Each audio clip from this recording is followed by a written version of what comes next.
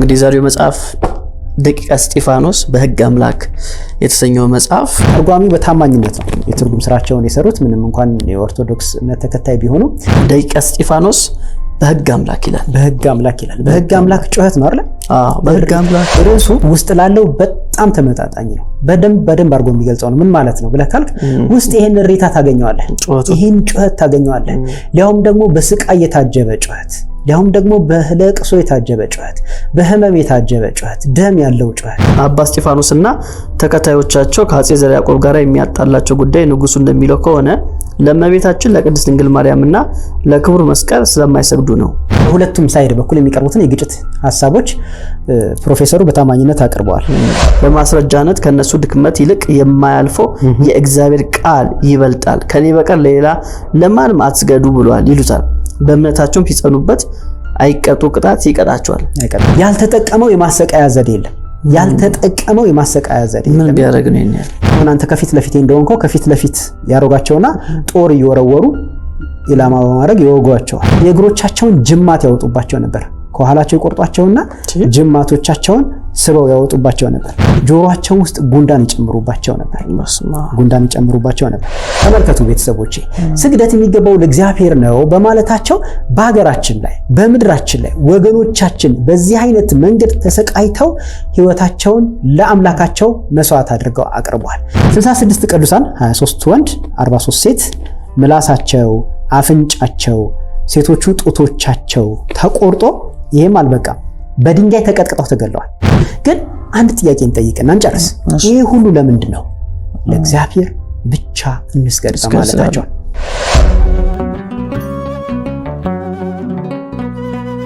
ከእግዚአብሔር ከአባታችን ከጌታም ከኢየሱስ ጸጋ ሰላም ምሕረት በያላችሁበት ይብዛላችሁ። ዛሬ አንድ ማስታወቂያ ለመናገር በዚህ ተገኝቻለሁ። እንግዲህ እንደምታውቁት ሜሎስ የሚለው ዩቲዩብ እንግዲህ የተለያዩ ትምህርቶች ስናስተላልፍበት ቆይተናል። አሁን ላይ ግን ከዚህ በፊትም ነግሬያችሁ ነበር ዩቲዩባችን የተለያየ ስትራይኮች ስላሉበት ወደፊት በዚህ ዩቲዩብ ላንቀጥል እንችላለን።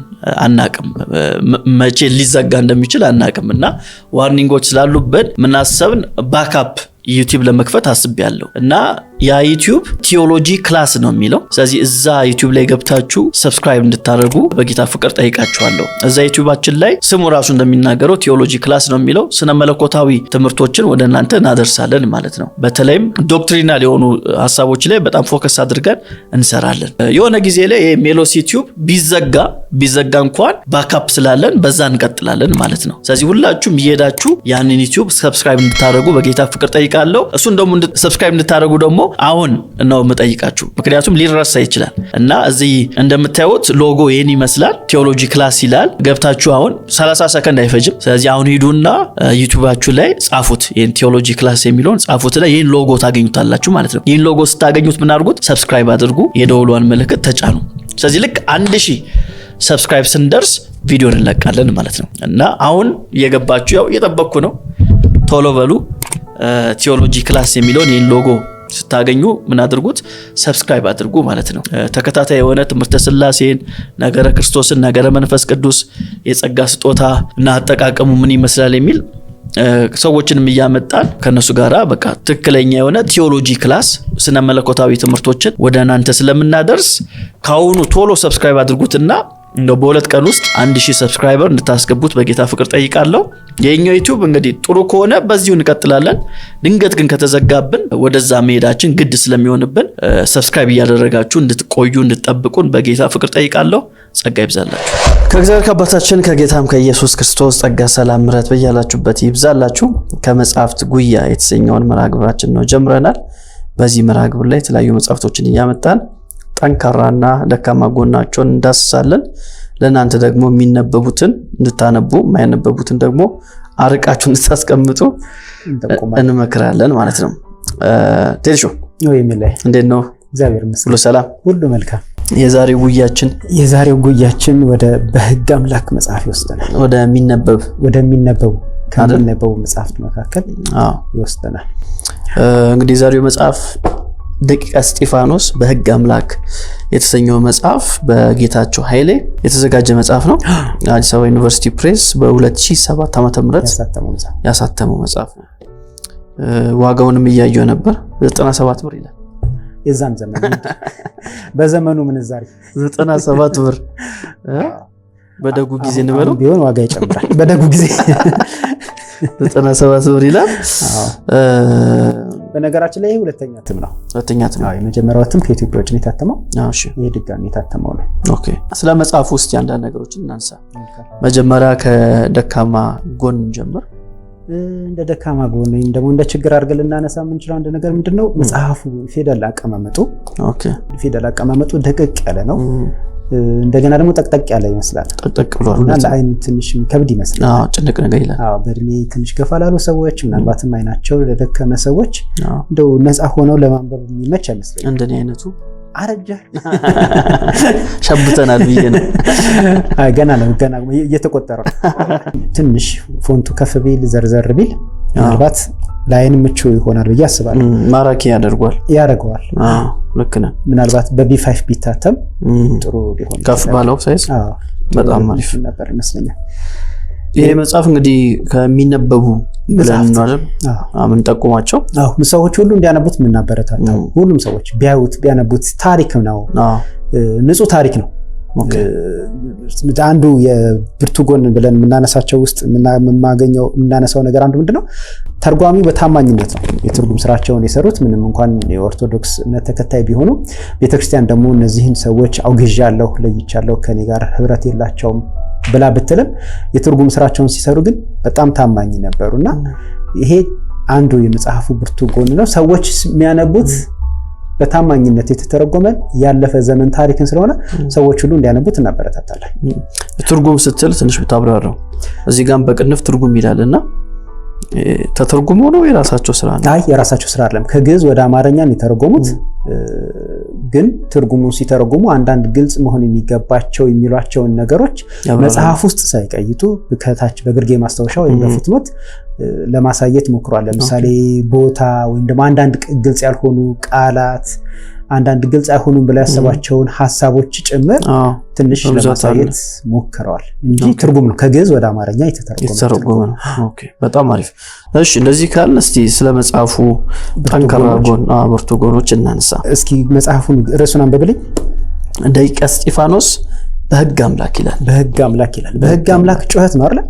በሕግ አምላክ ነው። ጩኸት ነው፣ እሪታ ነው፣ ድረሱልኝ ነው፣ አቤት አግዙኝ ነው። ርዕሱ ውስጥ ላለው በጣም ተመጣጣኝ ነው። በደንብ አድርጎ የሚገልጸው ነው። ምን ማለት ነው ብለህ ካልክ ውስጥ ይሄን እሪታ ታገኘዋለህ፣ ይሄን ጩኸት ታገኘዋለህ። ሊያውም ደግሞ በስቃይ የታጀበ ጩኸት፣ ሊያውም ደግሞ በለቅሶ የታጀበ ጩኸት፣ በህመም የታጀበ ጩኸት፣ ደም ያለው ጩኸት፣ ስቃይ ያለው ጩኸት ውስጥ ታያለህና ርዕሱ በደንብ መጽሐፉን በደንብ ይገልጠዋል። ምናልባት ደቂቀ እስጢፋኖስ ብቻ ብለውት ቢያልፉ ኖሮ ስሜት አይሰጥም ነበር። ታሪክ ነው ብቻ ብለት ነበርና በሕግ አምላክ የሚለውን ስም ማስቀመጣቸው ተርጓሚው በደንብ ስሜቱን እንደተጋሩት ትመለከታለህና ይሄንን አንዳንድ ብርቱ ጎን ከርዕሱ ጀምሮ አንዳንድ ብርቱ ጎን ልናየው እንችላለን። እኛ ራሱ እኮ አንዳንዴ በሕግ አምላክ ነን አንተ ሰውዬ በሕግ አምላክ እንላለን። ሌላ እንደ ብርቱ ጎን የምናነሳው ምንድነው ለዘመናት የተደበቀ ነገር ነው ያጋለጠው። ለብዙ ዓመታት የተደበቀ ነገር ነበር። በዚህ ምክንያት በጣም ከፍተኛ የሆነ ተቃውሞ እና ቁጣን ቀስቅሷል። መጽሐፉ ለንባብ ከበቃ በኋላ በኦርቶዶክሳን በተለይ የዘርዓ ያዕቆብ ደጋፊ በሆኑና ዘርዓ ያዕቆብን በጣም በሚወዱት ሰዎች ዘንድ ከፍተኛ የሆነ ተቃውሞ አስነስቷል። መጀመሪያ የታተመው ቅድም እንዳልኩህ ውጭ ሀገር ነው። እዚህ ሀገር ውስጥ እንደ ልብ ስርጭት አልነበረም እና በፎቶኮፒ ነው እኛ እንኳን ስንቀባበል ስናነበው የነበረውና የዛን ጊዜ ጀምሮ ከፍተኛ እንግዲህ መጽሐፉ እንደልብ በማይገኝበት ጊዜ ማለት ነው ከፍተኛ የሆነ ተቃውሞን አስነስቶ በብዙ ሲያነጋግር ነበር። ሌላ ብርቱ ጎን አድርገን የምናነሳው ነገር ምንድነው መጽሐፉ አንድ መጽሐፍ ይሁን እንጂ አራት መጽሐፎች ነው ውስጥ ያለው አራት መጽሐፎች ነው ወይ ደግሞ የተተረጎመባቸው ማለት ነው። አራት የተለያዩ መጽሐፎች ነው እንጂ ከአራት መጽሐፎች ነው የተተረጎመው። ስለዚህ አራት ታሪኮች ነው የያዘው። በስም ስንጠራቸው ገድለ አቡነ እስጢፋኖስን እናገኛለን፣ ገድለ አቡ ከረዙን እናገኛለን፣ ገድለ አባ እዝራ እናገኛለን፣ ገድለ አበዋሃው እናገኛለን።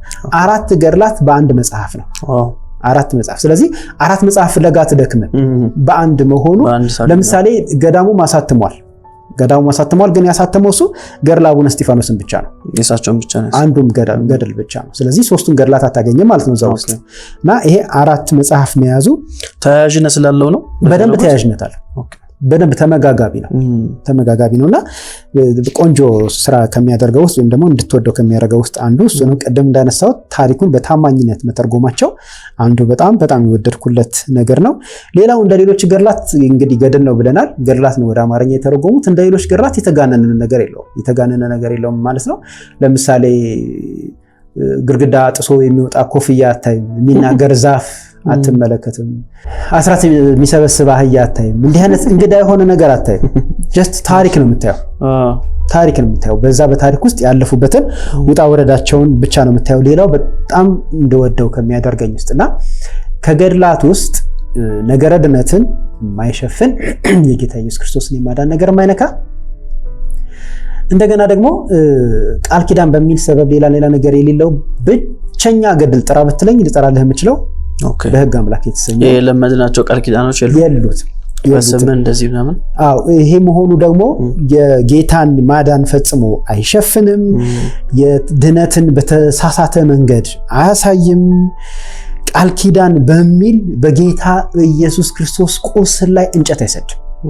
ሕማም ላይ አይላገድም። ሌሎች ገድላት በሙሉ እንዲህ ያደርጋሉ እያልኩ ነው። በጌታችን በኢየሱስ ክርስቶስ ሕማም ላይ ያላግዳሉ፣ በቁስሉ ላይ እንጨት ይሰዳሉ። ይሄ ግን እንዲህ ያለ ነገር የሌለው ብቸኛ ገድል በመሆኑ ሰዎች ሁሉ እንዲያነቡት አበረታታለሁ። ጠቃሚ መጽሐፍ ነው ብዬ እመክራለሁ። በጣም አሪፍ። እሺ ወደ ውስጡ ንግባና ዘርዘር ያሉ ነጥቦችን እናንሳ። ወደ ውስጡ ስንገባ መጽሐፉ ባጭሩ ምን ይዟል የሚለውን ነው መጀመሪያ መመልከት የሚኖርብን። መጽሐፉ የአቡነ እስጢፋኖስንና የተከታዮቹን ወይም የደቀ መዛሙርቱን የቅድስና ሕይወት ይዟል። ስለቀረበባቸው ሐሰተኛ ክስና ተቃውሞም ያሳያል። ስለ ንጉሱና ተከታዮቹ ጭካኔ ያሳያል። ስለከፈሉት መከራ፣ ስለተቀበሉት ስቃይና እንዴት ባለ ሁኔታ ሰማዕታት እንደሆኑ በደንብ አድርጎ ያሳያልና ይሄን ነው መጽሐፉ ውስጥ የምንመለከተው። በጣም በርካታ ስቃዮች እናያለን። መጨረሻ ላይ እናያቸዋለን። እነሱን በጣም በርካታ ስቃዮች እናያለን። በጣም በርካታ መከራዎች እናያለን። ለምንድን ነው ይሄንን ሁሉ ስቃይ የተሰቃዩት? ለምንድን ነው ይሄንን ሁሉ መከራ በዚህ ሁሉ መከራ ውስጥ ያለፉት? ለምንድን ነው በዚህ አይነት መንገድ ሰማዕታት የሆኑት የሚለውን መጽሐፉ መጀመሪያ ያሳየናል። መጀመሪያ መጽሐፉ እሱን ያሳየናል። ምንድነው መጀመሪያ ላይ የምትመለከተው? ከንጉሱ ጋር የነበራቸውን ግጭት ነው ወይም ጸብ ነው ወይም አለመግባባት ነው። ምንድነው እሱ ብለህ ካልክ ስግደት የሚል ባጭሩ የምታገኘው ማለት ነው። እንደ መጽሐፉ ሁኔታ 2 አይነት መንገድ ነው የስግደት ግጭታቸው የሚል ታገኛለህ። ዘርዓ ያዕቆብ ሲጽፈው ለማርያም ስዕልና ለመስቀሉ አልሰገዱም፣ በዛ ምክንያት ነው የተጣላኋቸው ይላል። እስጢፋኖሳውያን ሲጽፉት ደግሞ ለሱ ስግደት ስለፈለገ ነው፣ ለራሱ ስግደት ስለፈለገ አንሰግድልህም ስላልነው ነው ይላሉ። እስኪ ከመጽሐፉ ላይ እናንብብ። እሺ ገጽ 29 ላይ ወጣ። እስኪ ገጽ 29 ላይ እንደዚህ ይላል። አሁን ገድሎቻቸውን ወደ አማርኛ ተርጉሜ እዚህ ያቀረብኩት አባ እስጢፋኖስና ተከታዮቻቸው ከአፄ ዘርዓ ያዕቆብ ጋር የሚያጣላቸው ጉዳይ ንጉሱ እንደሚለው ከሆነ ለእመቤታችን ለቅድስት ድንግል ማርያምና ለክቡር መስቀል ስለማይሰግዱ ነው። እነሱ የሚሉት ደግሞ ይህ ሰበብ ነው፣ የሚያሳድዳቸው ለሱ ስላልሰገዱለት ነው ይላል። እሺ አባ እስጢፋኖስና ተከታዮቻቸው ስግደትን ከአምልኮት ጋር ስለያያዙት ከሰው ጋር ሰላምታ ሲሰጣጡ እንኳን አንገታቸውን ሰበር አያርጉ። እሺ ሰነዶቻቸው እንደሚመሰክሩት ስግደት ለእግዚአብሔር ለአብ ለወልድ ለመንፈስ ቅዱስ ካልሆነ በቀር ለሌላ አይገባም ይላሉ። ንጉሱን ከችሎቱ ለጉባኤ የተሰበሰበ ሕዝብ ሁሉም ራሳቸውን ዝቅ በማድረግ ምናልባትም ከመሬት ላይ በመውደቅ ሰላምታ ሲሰጡት እና አባ እስጢፋኖስ ከፊቱ እንደ ጅብራ ተገትረው ይቀራሉ። እንደ ጅብራ በጣም ደስ ይላል። ለምን አታጎነብሱም ሲላቸው ለሰው መስገድ አይገባም፣ ለሰው መስገድ አምልኮ ባዕድ አምላክ ያልሆነን ማምለክ ነው፣ ይገባ ካልክ ግን ሕግ ይዳኘን ብለው ምንም ነገር ሳይፈሩ በሕግ ቀጥ አድርገው ይከራከሩታል። ጻድቆች ሳይቀሩ ለታላቅና ለባለስልጣን ሰላምታ ሲሰጡ እንደሚያጎነብሱ እንደሚሰግዱ መጽሐፍ ሲጠቅስባቸው ለማስረጃነት ከነሱ ድክመት ይልቅ የማያልፈው የእግዚአብሔር ቃል ይበልጣል፣ ከኔ በቀር ሌላ ለማንም አትስገዱ ብሏል ይሉታል። በእምነታቸውም ሲጸኑበት አይቀጡ ቅጣት ይቀጣቸዋል። በሁለቱም ሳይድ በኩል የሚቀርቡትን የግጭት ሐሳቦች ፕሮፌሰሩ በታማኝነት አቅርበዋል። ንጉሱ ምንድነው የሚለው? ለስዕለ ማርያም ለሚባለውና ለመስቀል ስገዱ በዚህ ምክንያት ስገዱ ስላቸው አልሰግድም ማለት ምክንያት ነው የተጣላነው ይላል። እነሱ ደግሞ አይ ይሄ ሰበብ ነው ለሱ ሰበብ ነው ለራሱ ስግደት ፈልጎ ነው የሚል ሐሳብ ያቀርባሉ። ዞሮ ዞሮ በሁለቱም ስንሄድ ያጣላቸው ምንድነው? ስግደት ነው። ታምረ ማርያምን ነው የሚጠቅሱት እዚህ ላይ ደግሞ ፕሮፌሰሩ እንትን የንጉሱ ንግግር ታምረ ማርያም ላይ ያለ ሐሳብ ነው ያለው። ታምረ ማርያም የቅድም ያልጠቀስኩት ይሄ መጽሐፍ ከመውጣቱ በፊት ታምረ ማርያም ላይ ያለውን ነበር አይደል አሜን ብለን ተቀብለን የነበረው። እስጢፋኖስን በተመለከተ ደቀ መዛሙርቱን በተመለከተ አይሁድ ነው፣ መናፍቅ ነው፣ ጸረ ማርያም ነው፣ ከሃዲ ነው ስንባል እውነት ነው ጸረ ማርያም ነው አይሁድ ነው እንድንል ያደረገን አንዱ የመጽሐፉ ብርቱ ጎን ቅድም መጥቀስ የነበረብኝ ደባለኩ ምህረት ይደረግልኝ ታምረ ማርያም ላይ ያለውን ብቻ ይዘን ነበር ስናራግም የነበረውና እሱን ነው ፕሮፌሰሩ እየጠቀሱት ያሉት። ምናልባት እዚህ ጋራ ወይም ወደ በኋላ የምታነሳው ከሆነ አላውቅም የነሱ ያሉት ሐሳብ ሰበብ ነው አሉ አይደል?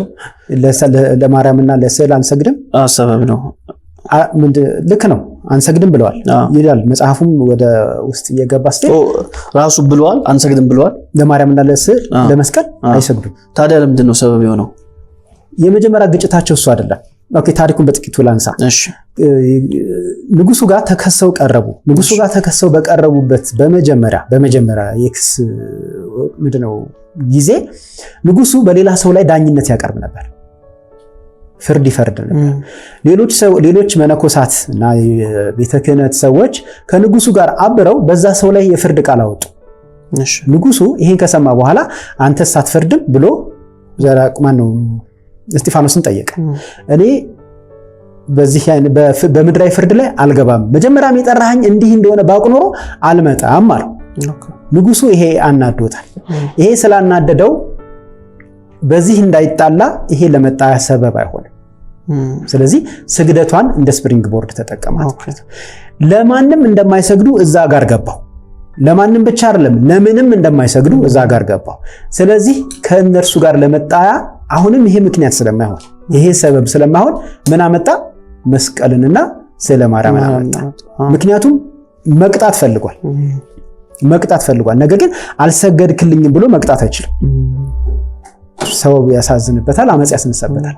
በዚህ ምክንያት በህዝቡ ደካማ ጎን ለመግባት የተመሳቀለ እንጨትና ስዕለ ማርያም ነው ተብሎ የሚታመነው አቀረበ። እነሱ ግን በነበራቸው ጠንካራ አቋም ምክንያት ለዛም ቢሆን አንሰግድም አሉ። ስለዚህ የሚፈልገውን አገኘ ማለት ነው። ምንም ሰበቡ የመጣውን ሰበቡ ለዛ ነው ሰበብ ፈልጎ ነው የሚሉት እንጂ ለመስቀልና ለማርያም ስለሚሰግዱ አይደለም። አይሰግዱም። ሰማዕትነት የተቀበሉበትም አንዱ ምክንያት እሱ ነው። ለዚህ የሚሆን ጥሩ ማሳያ ላሳያ። ለምሳሌ አሁን መስቀለኛ የሚባሉ ቦታዎች ታውቃለህ? ምንድነው መሳለሚያ የሚባሉ ቦታዎች ታውቃለህ? መሳለሚያ የሚባሉ ቦታዎች በሱ ጊዜ ነው የተጀመሩት። ምን ማለት ነው? ቤተክርስቲያን በዚህ አቅጣጫ ቢኖር ቤተክርስቲያኑ ባለበት አቅጣጫ በኩል እንጨት የተመሳቀለ እንጨት በድንጋይ ካብ ላይ ተተክሎ እንዲቆም ይደረጋል። የሚቆምበት ምክንያት ለምንድን ነው? በዛ በኩል ሰዎች ሲያልፉ ወደዛ አቅጣጫ ዞረው እንዲሰግዱ ለማድረግ ነው። በዛ በተመሳቀለው አቅራቢያ ጠባቂዎች ይኖራሉ። እስጢፋኖሳውያን ባላቸው ጠንካራ አቋም ምክንያት በዛ በኩል ሲያልፉ አይሰግዱም። ስለዚህ እነሱን በቀላሉ መለየት ይቻላል። በዚህ አይነት መንገድ ስቃይና መከራን ደቂቀ እስጢፋኖስ ቢሉም ለዛ ነው ርዕሱ ደቂቀ እስጢፋኖስ ነው። እስጢፋኖስ ተከታዮች ማለት ነው። ዞሮ ግጭታቸው ምንድነው? ስግደት ነው። ለንጉሱም ይሁን ለማርያምና ለመስቀሉ ስግደት ነው። በዚህም ሆነ በዛ እንግዲህ የምናገኘው እሱን ነው። አሁን ይህንን አይነት አቋም ላይ የደረሱት ለምንድን ነው? ምክንያቱም እነርሱ መጽሐፉ ላይ እንዳነበብከው በእነርሱ አቋምና እምነት መሰረት ስግደት ምንድነው? አምልኮ ነው። ስለዚህ ለንጉሱም ይሁን ለስዕለ ማርያም ወይም ደግሞ ለተመሳቀለው እንጨት አይሰገድም። በዚህ ምክንያት ነው የተጣሉት። ግን ንጉሱ ምንድነው የሚል ምክንያት ያቀረበው? ኖ በእኔ ምክንያት አይደለም፣ ለማርያምና ለመስቀል አንሰግድም በማለታቸው ነው ይላል። ይሄ ግን ውሸት መሆኑን ሁለት ማስረጃ ላቅርብ። አንደኛ አሁንም ፕሮፌሰሩ ራሳቸው በሌላ መጽሐፋቸው ላይ ካቀረቡት ጽሑፍ እናቀርባለን። ሁለተኛ ደግሞ የንጉሱ ደጋፊ ይሄንን የእምነት ክህደት ቃሉን እንዲሰጥ እናደርጋለን። እስኪ ከሁለት ቦታ ከፕሮፌሰሩ መጽሐፍ የምንጠቅሰው ስለ ግዕዝ ስነ ጽሁፍ የተሰበሰቡ አንዳንድ ማስታወሻዎች የሚል 2010 ላይ ከወጣ መጽሐፋቸው ላይ ነው። ገጽ 51 ላይ 3 ነጥቦች ያቀርባሉ ከስግደት ጋር በተያያዘ ማለት ነው። የክርስቶስ ስም በተጠራ ቁጥር ለስሙ ምስጋና መስገድ ይገባል ብሎ እንዲሰገድ ንጉሱ አዟል። ሁለተኛ የማርያም ስም በተነሳ ቁጥር ለንግስቷ ክብር መስገድ ይገባል ብሎ ሰው እንዲሰግድ አዟል። ሶስተኛውን ስማኝ እንግዲህ የክርስቶስ ስም ሲጠራ ትሰግዳለህ፣ የማርያም ስም ሲጠራ ትሰግዳለህ። ሶስተኛ ላይ ይሄ የንጉሱን አዋጅ ነው ማለት ነው። ሶስተኛ ላይ ምንድነው የሚሉት ፕሮፌሰሩ? የንጉሱ ስም በተጠራ ቁጥር ወይም ንጉሱ የሚል ቃል በተሰማ ቁጥር ለመንግስቱ ክብር መስገድ ይገባል ብሎ ለጥ ብሎ እጅ መንሳት ይገባል ይላል። ስለዚህ ከስቲፋኖሳውያን ጋር ይሄን አላጣላኝም እንዴት ይላል? ይሄን ሐሳብ የተሻለ ግልጽ ያደረጉበት ቦታ አለ። ገጽ 37 ላይ እንዲህ ይላል ፕሮፌሰሩ። ዘርዓ ያዕቆብ መጽሐፍ አዋቂና ለሃይማኖቱ ወይም ለእምነቱ ቀናተኛ ከመሆኑ በላይ እነዚህ ሰዎች ህዝቡን በተለይም መንግስቱን የሚከፍሉበት መስሎት ትልቅ ስጋት አደረበት። ጥያቄዎቹን መመለስ የራሱ ጉዳይ ያደረገው። እስጢፋኖሳውያን ተከሰው ከንጉሱ ችሎት ሲቀርቡ እጅ መንሳትን እንደ ስግደት ቆጥረው ዝም ብለው በፊቱ ሲቆሙ ጊዜ የባሰውን ይናደድ ነበረ። በዘመኑ ስርዓት መሰረት ዜጋዎች እንኳን ከንጉሱ ፊት ቀርበው በሌለበት ቦታም ስሙ ሲጠራ መሬት ድረስ ለጥ ማለት ነበረባቸው። ሌላ ንጉሱ ስግደት ይፈልግ እንደነበረ አንድ የተቃዋሚውን ማስረጃ ከማቅረብ በፊት አንድ ታሪክ ልናገር። እዚህ ገድሉ ላይ ተጻፈ ማለት ነው። ንጉሱ ወደ አህዛብ ምድር አሰደዳቸው። አሰደዳቸው ሳይሆን አጋዛቸው። እነሱም እዛ ሄደው ወንጌል ሰሩ። ሰዎችን ክርስቲያኖች እንደውም መጽሐፉ እንደሚለው ልበል ሊያውም መነኮሳት አደረጓቸው ይላል። ንጉሱ በዚህ ደስ ሊሰኝ ነበር አይደል የሚገባው? ምክንያቱም ሙስሊሞችን ክርስቲያኖች ነው ያደረጉለት። በምን እንደተከፋ ታውቃለህ? የሚሰግዱለት ሰዎች ቁጥር በመቀነሱ ይላል። እና ይህንን ያክል ስግደትን ለራሱ የሚፈልግ በጣም ልበ ደንዳና ሰው ነው። ሌላ ሁለተኛ ማስረጃ ወይም ደግሞ ከንጉሱ ደጋፊ ያቀርባለው ያልኩት መጽሐፉ መጀመሪያ ስሙ ልናገር ዝክረ ነገር ይባላል። ጸሐፊው መልአከ ብርሃን ተሾመ ዘሪሁን ይባላሉ። ያሳተመው ማህበረ ቅዱሳን ነው። የታተመው 2009 ነው። ለምንድን ነው ይሄንን ሁሉ ማብራራት የፈለኩት? ማህበረ ቅዱሳን አሳተመው፣ ጸሐፊው እንዲህ ናቸው ምናምን ማለት መጽሐፉ ውስጥ የምናገኘው አንድ የሚገርም ምንባብ ስላለ ነው። በዚህ አሁን መጽሐፉ ላይ በማነበው ቃል መሰረት ንጉሱ በንጉሱ ደጋፊዎች ዘንድ ምን አይነት ስፍራ እንዳለው ስማ። ሲጀምሩ ምን ብለው ጀምሩት? ለእግዚአብሔር መሲህ ያውም ለራስ ሀገር ክርስቲያን መሲህ ምን ብለው እንደሚጠሩት ሰማ። ለእግዚአብሔር መሲህ ያውም ለራስ ሀገር ክርስቲያን መሲህ እጅ መንሳትን ወይም መስገድን በማውገዝ መከራን መቀበል ገድልነቱ ምኑ ላይ ነው? መከራ እንደተቀበሉ በዚህ ምክንያት እንደሞቱ ያምኑና ምክንያቱ ምንድነው? ለንጉሱ ባለመስገዳቸው። ንጉሱን ግን ማን ብለው ጠሩት? የእግዚአብሔር መሲህ። ምን እያሉን ነው? የተቀባ በእግዚአብሔር ተቀብቶ የተሾመ እያሉን ነው። ይሁን ብለን ብንቀበል የእግዚአብሔር መሲህ ነውና የክርስቲያን መሲህ ነውና ይሁን ብለን ብንቀበል በሺዎች የሚቆጠሩ ሰዎችን ሰማዕታት በማድረጉ ምኑ ላይ ነው መሲህነቱ? የመግደል መሲህ ነው። የመግደል መሲህ ነው። መግደል ላይ ተቀባ። እሺ እንዲህ ላለ ክፉና ጨካኝ ንጉስ ደግሞ እግዚአብሔርን ተባባሪ ማድረግ ሳይሆን የጭካኔውን መጠንና የጭካኔውን አይነት እናያለን በኋላ። አሁን ከዚህ በኋላ እሱን ነው ለማሳየት ያሰብኩት። ሊያውም ደግሞ እነዚህን ሁሉ ሰዎች እየገደለ ያለው ለቀባው ለእግዚአብሔር እንጂ ለሌላ አንሰግድም በማለታቸው መሆኑ አይገርምህም? ለሱ ብቻ ነው ስግደት። ከነሱ ገን ቆሞ እነሱን በመደገፍ ልክ ነው ስግደት የሚገባው እኔን ለቀባ አምላክ ነው ማለት ሲገባው እሱ እንግዲህ ብሳቸው እንዳሉት መሰረት ተስማምቼ ነው እሱን ለቀባው ሳይሆን ለእኔም ጭምር ስገዱ ማለቱ ምኑ ነው የተቀባ መሲህ የሚያደርገው የሚል ጥያቄ ያስነሳል። ከዛ በፊት የምታነሳው ነገር ካለ የምታነሳውን ነገር እንስማ እንጂ ወደ መከራቸው መሄድ ፈልጋለሁ። ይሄ ሁሉ ግርግር፣ ይሄ ሁሉ አንሰግድም ማለት ስገዱልኝ የሚለው ጸብ ወዴት መከራ ወሰዳቸው የሚለውን አብረን እንመለከታለን። እሺ እንግዲህ እንደነገርከን እና አባ እስጢፋ አንሰግድም አሉ ለንጉሱ። እሱ ደግሞ ያው ካልሰገዳችሁልኝ ይላል። ስለዚህ ዋናው ፖይንት ስግደት ነው የሚለው ነገር አይተናል። እና እንግዲህ በሌላ አገላለጥ ንጉሱ ላይ ተቃውሞን ያቀረቡት ማለት ነው። ስግደት አይገባም አዎ ከኛ ስግደት ልትቀበል አይገባም ቡራኬ ብቻ ይበቃሃል ይሉታል። ኦኬ እንዲህ አይነት ጠንካራ አቋም ነው ካንስሉ ማለት ነው። ካንስሉ ነው እንግዲህ ንጉስ ነው። ታዲያ ንጉሱ የነ ነገር እንዴት አየው? ምን አይነት ቅጣት አስተላለፈ? ወይንስ ዝም ብሎ በቃል ብቻ ሸኛቸው? ቢሆን ኖሮ በእርግጥም በእግዚአብሔር የተቀባ መሲህ ብለው ደጋፊዎቹ እንደሚያጨበጭቡለት ይሆን ነበር። ነገር ግን እጅግ በጣም ከፍተኛ የሆነ ስቃይ ነው። ምናልባትም ፕሮፌሰር ጌታቸው እንዳሉት ታውቃለህ ቶርቸር የሚለው የማሰቃያ ዘዴ ይህን ታሪክ አንበቡ በኋላ ማለት ነው ቶርቸር የሚለው የማሰቃያ ዘዴ እዚህኛ ሀገር የተፈጠረ ነው ይመስለኝ እስኪሉ ድረስ ያልተጠቀመው የማሰቃያ ዘዴ የለም። ያልተጠቀመው የማሰቃያ ዘዴ ምን ቢያደርግ ነው ይሄን? ለምን አናየውም? ስቃያቸው በጣም ደስ ይለኛል። ለምን አናየው? ይሄ እዚህ አሁን የማቀርባቸው ስቃዮች ይሄ ሰው ግን በነገራችን ላይ ቅዱስ ተብሎ ነው። ቅዱስ ኦፊሻሊ ቤተክርስቲያኒቱ ቅዱስ አላለችው። ነገር ግን በግድምድሙ ቅዱስ ተብሏል። ሐውልትም ተሰርቶለታል። ሐውልት ሌሎች ናቸው ያሰሩት። ስንክሳር ላይም ስሙ እየተነሳ ይዘከራል። ኦኬ ጳጉሜ 3 ላይ ጳጉሜ 3 ይመስለኛል ቀኑን ካልተሳሳት ጳጉሜ 3 ላይ ስንክሳር ላይ ስሙ እየተነሳ ይዘከራል። እኔ እስከማውቀው ድረስ ስንክሳር ላይ የሚነሱት ቅዱሳን ናቸው ሌላ ነበር። ቅዱስ ሳይሆን እንዴት ይዘከራል? ለዛ ነው ቤተክርስቲያኑ ኦፊሻሊ ቅዱስ ባትለው በግድምድሙ ግን አለ ያልኩት ለዛ ነው። የተጠቀማቸው የማሰቃያ ዘዴዎችን አሁን የማቀርባቸው ማለት ነው ከአንድ ቦታ ሳይሆን ከዚህ መጽሐፍ ብቻ ሳይሆን ከተለያዩ መጽሐፍት የለቀምኳቸው ናቸው።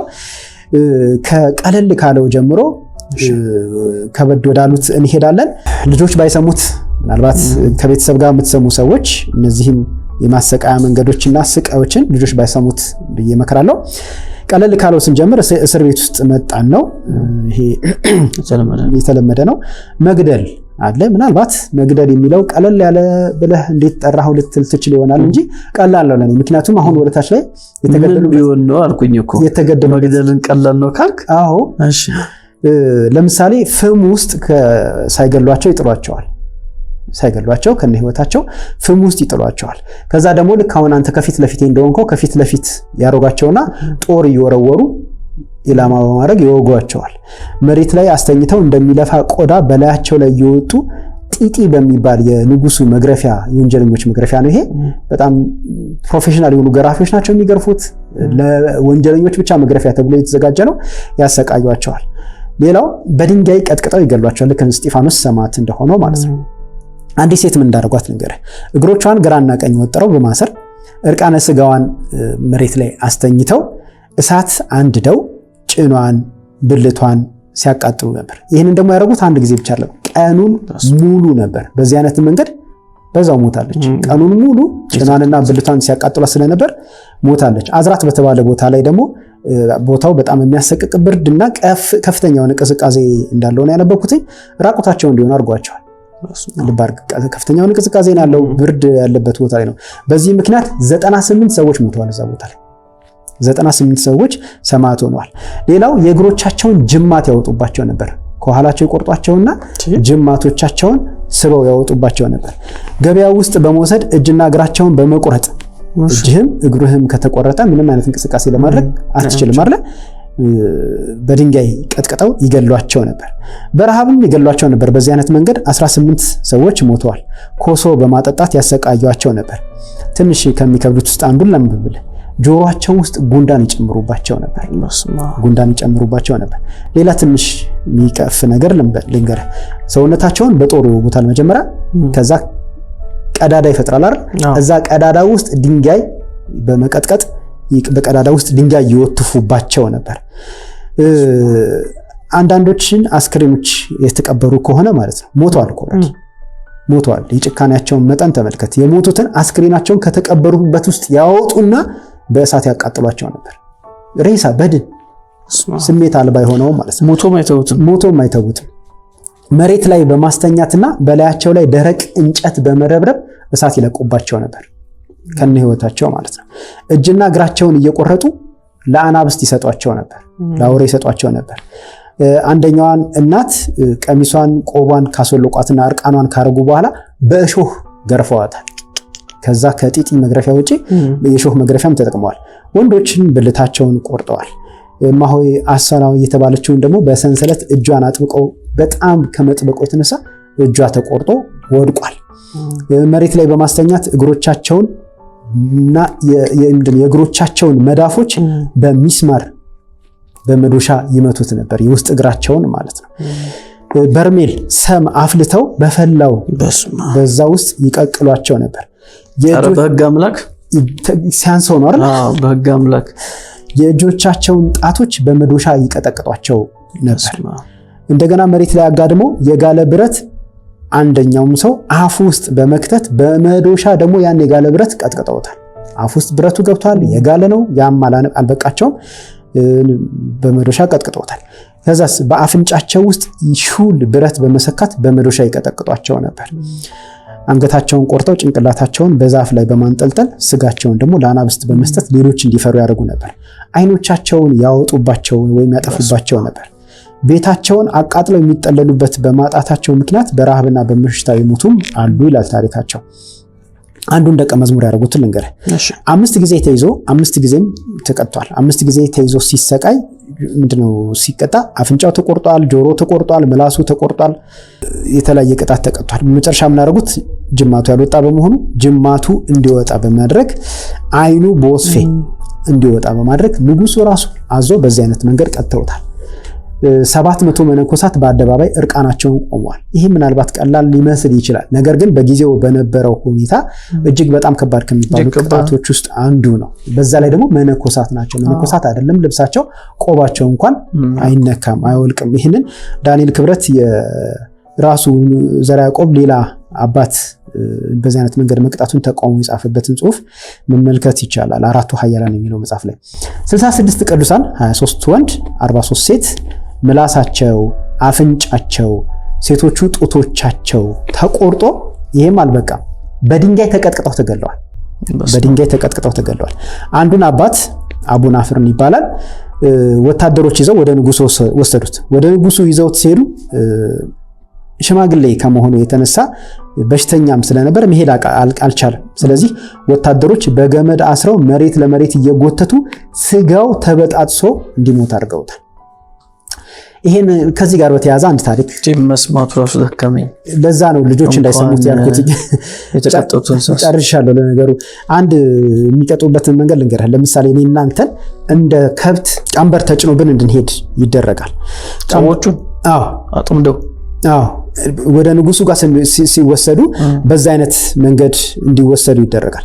በዛ አይነት መንገድ ተይዘህ ስትሄድ ምናልባት እኔ ደካማ ሆኜ አቅማንሶኝ መሄድ ባልችል እኔን እየጎተትክ ይዘህ መሄድ ይኖርብሃል። እኔን እየጎተትክ ይዘህ ስትሄድ ያው እኔ እየተጎተትኩ ነውና ስጋ እየተበጣጠሰ ተበጣጥሶ ስጋ እስከሚያልቅ ድረስ ቀንበርህ ከላይ ላይ አይወልቅም። በዛ አይነት መንገድ ሰዎችን ይገሉ ነበር። ሌላው በእንጨት ላይ እንደ ቆዳ በመወጠር አፋቸውን በብረት ቸንክረው ጭናቸውን፣ ብልታቸውን፣ ጢማቸውን፣ ቅንድባቸውን፣ ከንፈራቸውን እየገለጡ ሴቶችም ጭናቸውን፣ ብልታቸውን፣ ጡቶቻቸውን በጧፍ ያቋጥሏቸው ነበር። ቁልቁል በመስቀል ነፍሳቸው እስክትወጣ ድረስ ይጠብቁና ሬሳቸውን ለአናፍስት ይሰጧቸው ነበርና በዚህና እኔ አሁን ባልገለጥኳቸውም የማሰቃያ መንገዶች ነው አሰቃይተው የገደሏቸው። ግን አንድ ጥያቄ እንጠይቅና እንጨርስ። ይሄ ሁሉ ለምንድን ነው? ለእግዚአብሔር ብቻ እንስገድ በማለታቸው። ተመልከቱ ቤተሰቦቼ፣ ስግደት የሚገባው ለእግዚአብሔር ነው በማለታቸው በሀገራችን ላይ በምድራችን ላይ ወገኖቻችን በዚህ አይነት መንገድ ተሰቃይተው ሕይወታቸውን ለአምላካቸው መስዋዕት አድርገው አቅርበዋል። በዚህ ምክንያት በተደጋጋሚ በተለያየ መንገድ እንዲህ ብለናል። ይቺ ምድር የደም ዕዳ አለባት። ስለዚህ ለዚህም ንስሐ ልንገባ ይገባናል። በዚህ አይነት መንገድ ሰዎችን አሰቃይተን ገለናል። በዚህ አይነት መንገድ ሰዎችን መከራ ውስጥ ከተናል። ሊያውም ወንጀል ሰርተው አይደለም፣ ኃጢአት ሰርተው አይደለም፣ ስግደት ለእግዚአብሔር ብቻ በማለታቸው ነው። እንግዲህ ለእግዚአብሔር የምትቀኑ ስግደት የሚገባው እርሱ ብቻ ነው የምትሉ ወገኖች፣ ስለዚህ ደም፣ ስለዚህ ዋጋ በአምላካችን ፊት ንስሐ ልትገቡ፣ ለአባቶቻችን በደልና ለአባቶቻችን ኃጢአት ልናለቅስና እግዚአብሔርን ይቅርታ ልንጠይቀው ይገባል። ማን ያውቃል? ምናልባት አሁን እየተላለቀን ያለነውስ ምድራችን በጦርነት ብቻ አይደለም በረሃብም በችግርም እየተቆላች ያለችውስ በዚህ ምክንያት ቢሆንስ ማን ያውቃል?